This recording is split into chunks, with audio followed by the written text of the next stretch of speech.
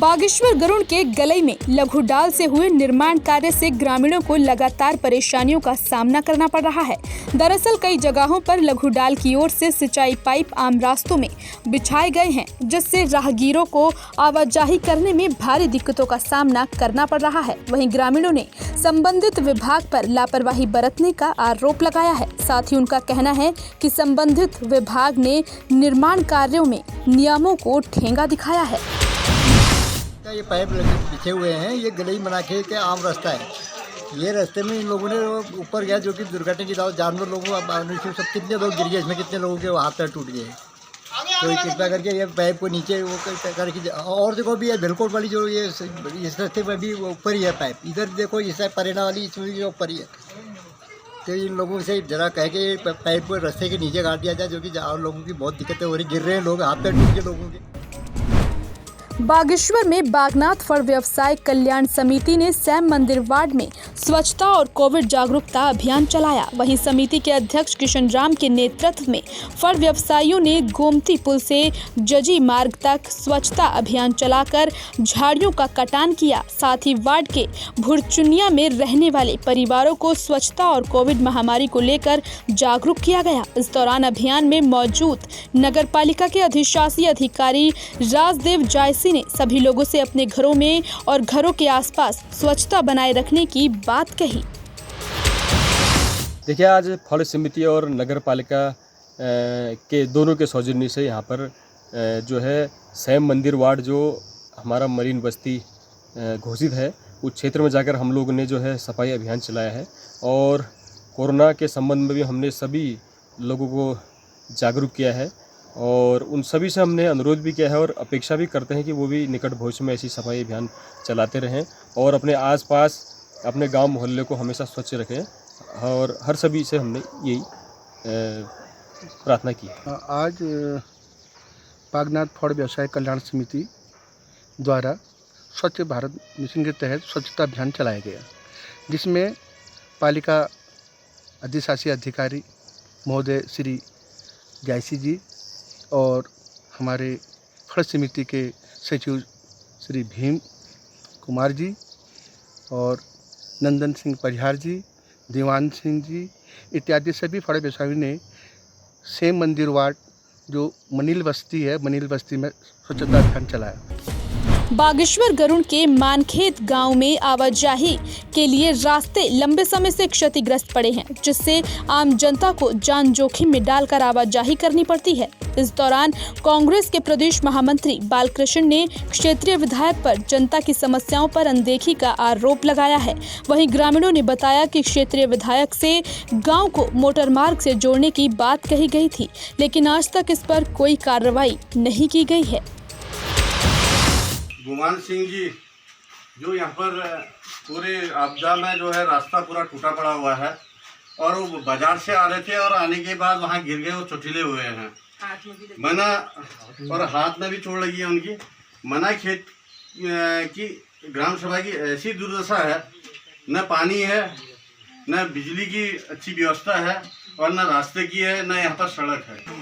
ऊपर से भी उधर से भी गिर जाता हूँ, पुल के पास आ जाता है ना, उधर से गिर की स्थिति है। सड़क नहीं है, यहाँ कोई बीमार होता है, यहाँ रोड नहीं है। स्कूल कितनी बार सर्वे हो चुकी है?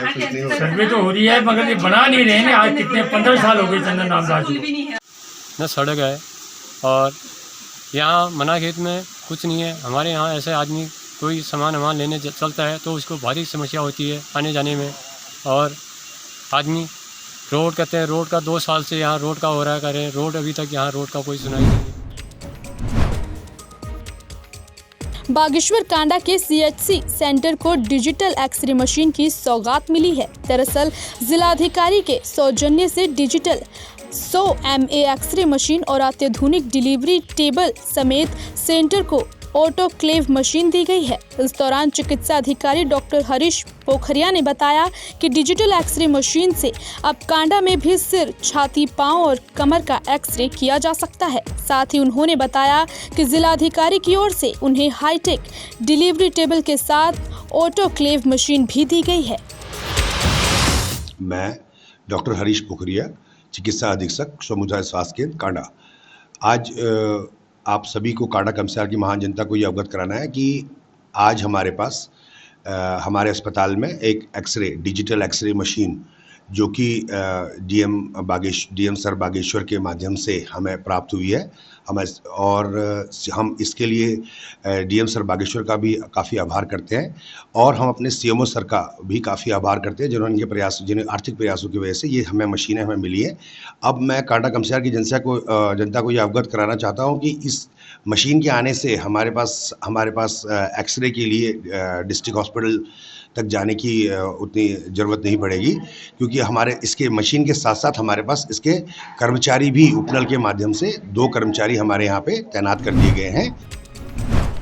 कुमाऊं भ्रमण कार्यक्रम के दौरान बागेश्वर पहुंचे पूर्व मुख्यमंत्री त्रिवेंद्र सिंह रावत ने कई विषयों पर अपनी राय रखी। इस दौरान भाजपा जिला मुख्यालय में पूर्व मुख्यमंत्री त्रिवेंद्र सिंह रावत ने कार्यकर्ताओं से मुलाकात भी की। वहीं मुलाकात के बाद पत्रकारों से बातचीत में उन्होंने कहा कि वे पार्टी के सीनियर लीडर हैं, इसीलिए पार्टी के प्रचार के लिए भ्रमण पर हैं।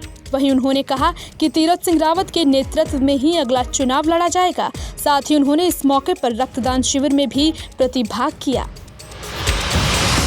नहीं, ऐसा होता है ना कि सोए हुए को तो जगाया जा सकता है, लेकिन जिसने सोने का ढोंग रचा हुआ हो उनको कैसे जगाया जा सकता है। उनको भी पता है इसके टेंडर हो चुके हैं, बॉन्ड बन चुके हैं और अब बरसात में पेंटिंग का काम नहीं हो सकता है।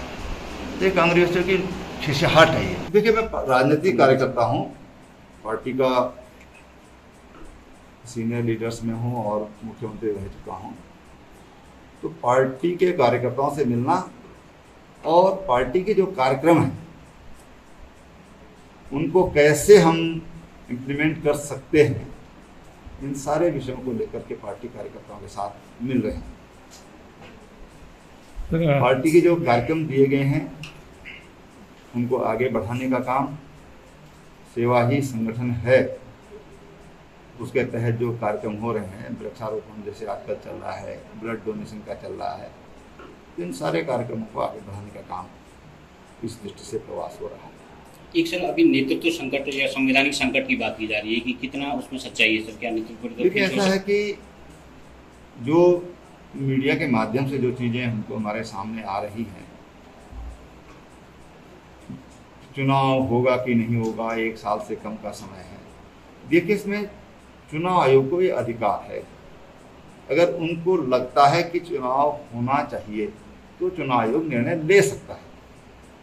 संविधान में कहीं ऐसा नहीं है कि चुनाव नहीं होगा 1 साल से पहले, लेकिन ऐसे उदाहरण हैं कि जब चुनाव नहीं हुआ है, नहीं कराया गया है। लेकिन ये आयोग का विशेषाधिकार है, उनका विवेक है कि उनको लगता है कि चुनाव कराना है तो करा भी सकते हैं। कुल मिलाकर इसमें सरकार का कोई हस्तक्षेप नहीं है। इसमें जो निर्णय है वो आयोग को लेना है, वो एक स्वायत्त शासन है। बागेश्वर जिले में नौकौड़ी के हरसिंगिया बगड़ में बना पुल टूटने की कगार पर है। वहीं ग्रामीणों की ओर से शिकायतें आने के बाद भी प्रशासन की ओर से कोई कार्रवाई नहीं हुई है। इस दौरान क्षतिग्रस्त पुल का जायजा लेने पहुंचे पूर्व विधायक ललित फरसवार ने बताया कि 5 गांव को जोड़ने वाले इस पुल का बेस खिसक पुल से अलग हो गया है। वहीं बाढ़ के कारण इस पुल की हालत भयानक हो सकती है और जान माल की क्षति होने की संभावना भी बनी हुई है। यहाँ पर कोई इस पर जो है ध्यान ही नहीं दिया बिल्कुल भी। हमारे क्षेत्र जो है इतना पिछड़ा हुआ है। भोनिया जी के आने के बाद ही बीजेपी के कार्यकर्ता कई लोग हैं, फिर भी उन्होंने अच्छा काम नहीं किया। हम की जनता नौकरी समस्त ग्राम सभा नौकरी के असंतुष्ट रहे। यहाँ पर काम से उनके बीजेपी सरकार से बहुत असंतुष्ट रहे बिल्कुल ना।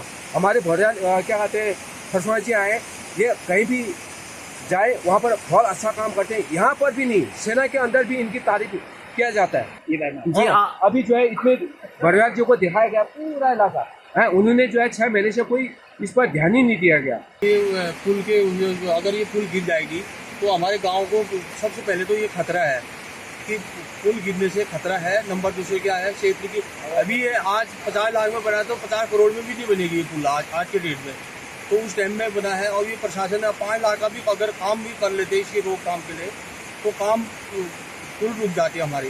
और ये जाने लास्ट सुनगढ़ तक जुड़ती है ये पुल, और यहाँ से जानवर खेतर चलते हैं, जानवर चलते हैं, और आज भी डेली आवागमन होता है यहाँ से आने जाने का। अच्छा ये बताइए कितने गांव जुड़े इस पुल से? इससे 5 गांव जुड़े हैं सुनगढ़ तक। रेवती घाटी है, हथिया पकड़ का क्षेत्र है, और ये जो पुल की ये बात कर रहे हैं, विगत कई दिनों से क्षतिग्रस्त है। पिछले बार भी ये क्षतिग्रस्त हो गई थी, और इस समय जो पुल की स्थिति आपको दिख रही, बहुत भयानक रूप में ये पुल यहाँ पर है, और लगभग 4-5 ग्राम पंचायतों को जोड़ने वाली ये लाइफ लाइन है, चाहे वो माछेर घाटी है, चाहे वो सरयू घाटी है। और इन दोनों घाटियों को जोड़ने वाली इस पुल का अगर जीर्णोद्धार लोक निर्माण विभाग के द्वारा नहीं कराया जाएगा तो कहीं ना कहीं ये बहुत चिंता का विषय है। उत्तराखंड से जुड़ी तमाम खबरों को देखने के लिए हमारे चैनल को सब्सक्राइब करें और बेल आइकन दबाना ना भूलें।